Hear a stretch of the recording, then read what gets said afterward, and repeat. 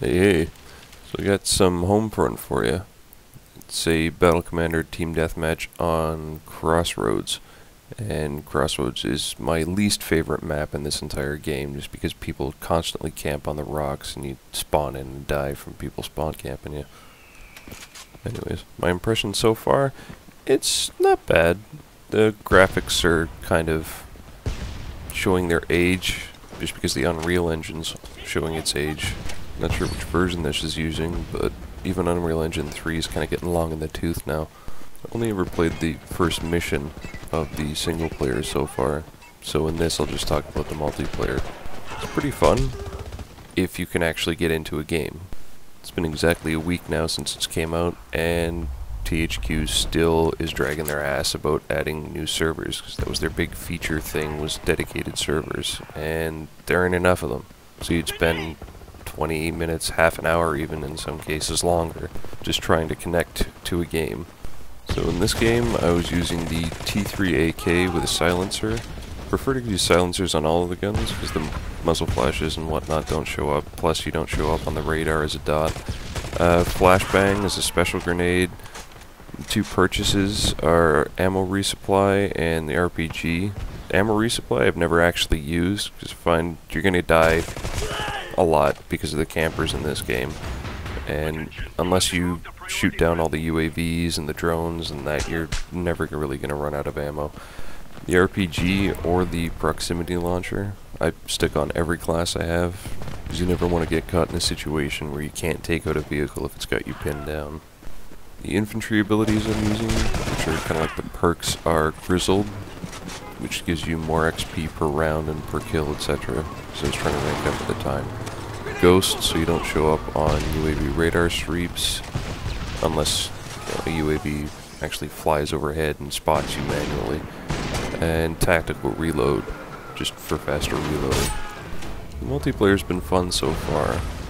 It's kind of hard to describe to somebody who hasn't played it. The maps in terms of sheer size are much bigger than Call of Duty, but not quite as big as Battlefield, which is sort of good and bad. If you've got a full 32-person game going, and you get maybe 2 vehicles on it, maybe even a third, it can start to feel pretty claustrophobic. One of the things a lot of people have said is disappointing is the lack of guns and modes, and I can see where they're coming from. There's only 5 or 6 assault rifles, 3 or 4 submachine guns, there's only 2 sniper rifles, the bolt action, which is pretty much useless. You'd be better off running around with a pistol. The only game types they could come up with are Team Deathmatch, which is in everything, that's a no-brainer, and then something they call Ground Control, which is basically their version of Domination. But seriously, like, really? Only 2 modes? That's it? Like, you couldn't even come up with Capture the Flag, as original an idea as that is? But nothing else? Like, that's kind of sad. But to their credit, there's one thing that they came up with that was relatively new, and that's what they call Battle Commander. So what it is, it's the same basic mode, either Ground Control or Team Deathmatch. But what happens is, as soon as you get, I think it's 3 kills in a row, the general area you were last in gets marked on 2 of your enemy's HUDs, and a little star shows up on top of your name. The first time I saw this, the only thing that I can really describe that matches this would be your wanted level from Need for Speed Most Wanted. In order to get your quote-unquote wanted level up to 2 stars, you have to get another 2 kills, so continuing your kill streak. All the while your opponents are getting kind of a heads up as to where you are. And if an enemy manages to kill you, they get a BP XP bonus. At the time I was recording this, I was actually going for the get a 5-star threat level achievement. That's why I was kind of camping around the rocks here, because I was starting to get paranoid because my threat was going up. Also, as your threat goes up, it's kind of a double-edged sword, because the more threat you have, the more enemies on the other team have you flagged on their HUD. By the time you get to 5 stars, the entire enemy team has you marked on their HUD. So because of the lack of modes, that just adds a little something interesting to it, so those are the only modes I play. I haven't played too much Ground Control, because I always end up on the team with retards that don't know how to play. Like, why do you bother playing an objective game if you either A, don't know what the objective is, or B, aren't going to do it? Just go play Team Deathmatch, and then yeah, I won't get as pissed off. But I digress. I've noticed too, since the game's been out for a while, people have had a chance to run around the maps and get a feel for them, that people are starting to camp in this a lot, and it's really annoying, because everybody thinks they're a sniper, which I suppose could be said for every game that has sniper rifles in it. What makes it especially annoying in this was on that zoom-in view when you spawn, you'll see the enemy team running together, and then your team is just all spread out and camping. I couldn't believe it at the time when this guy shot me from that far away. Like, I was pissed and I was impressed at the same time. So, obviously he broke my streak, I was pissed, I went after him. And that leads me into something that a lot of people have been complaining about, which is the way that you run, or sprint. It is pretty terrible. It's like you're running through a swamp or something. And it's odd too, because a lot of the animations are pretty good. Like all the reload animations on the gun, the animations on the vehicles are actually pretty good. It feels really fluid, like the big Abrams tank or whatever it is feels like a tank. And because of that, it makes you think, well, what happened there? Did they just run out of time? Did they get lazy? Was it a new guy they just hired, didn't really know what he was doing yet, or what? One really good point that I've found in this game that they should add in other ones is the ability to reload as you're sprinting without breaking it, which is incredibly helpful, especially with the maps being the size they are in here. Also, like right here, pressing the trigger button to fire actually breaks sprint, and it'll just start hip firing, which is really handy, because otherwise that guy would have killed me. A little sidetrack.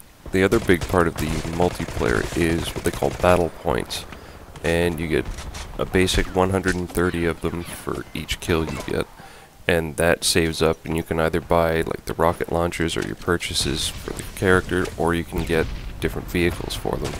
And things also gives you bonuses. For example, a headshot gives you an extra 30 points. If you just get an assist on a kill, then that's another 50 points. We decided to call in the attack helicopter. On this game I was on the KPA, so it's called a Chimera. If you're on the US, it's called the Apache. What I've noticed in this game versus Call of Duty is the choppers are a lot harder to use. For example, in Call of Duty, if you either get the chopper gun or the gunship, everybody has those red diamonds showing exactly where they are. In this one, you don't have, unless somebody has a UAV up and they're marking people, then they have that little red square on them. Otherwise, you're just basically looking for movement, and if you're stationary for too long, chances are you're going to get a rocket up the tailpipe from somebody behind you. For example, a lot of the kills I got with the chopper in this game was because I noticed small arms fire, and then just blasted the area around it. The thing you've got to watch for is there's an anti-aircraft drone that'll shoot rockets at you, and that's actually pretty accurate. Right there I got a co-pilot assist bonus of 30, because somebody spawned into my chopper from my team. And that's another option you have. You pick from the list of infantry or to spend your points on buying a vehicle. One of your teammates already has a vehicle out, you can basically spawn into the passenger seat, or if somebody's driving, then you spawn into the gunner seat. One thing I've noticed that's a bit odd is when you're firing rockets from the attack helicopter, you see the tracer smoke on them. But when you're on the ground, you see those too, but they stay there. Like, they don't just dissipate and get bigger and then disappear or anything. They actually stay exactly in the air where they were fired. Not sure if that's a graphical glitch or if that's the way they intended it to be. So the game's coming to an end pretty soon, so we'll leave you guys with a question of the day, which is, have you played Homefront yet? And if so, do you like it? Yes or no, and why? Leave a comment. This time I'd ask if you like, subscribe, rate, and I've got a lot more coming, so stay tuned for that. Until next time, GLHF.